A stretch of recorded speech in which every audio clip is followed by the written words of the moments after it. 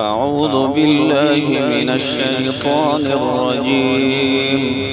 بسم الله الرحمن الرحيم.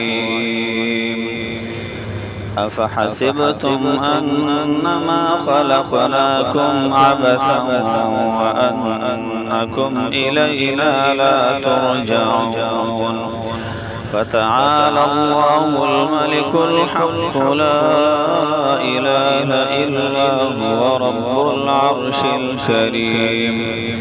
ومن يدع مع الله إلها آخر لا برهان له به فإنما حسابه عند ربه إنه لا يفلح الكافرون.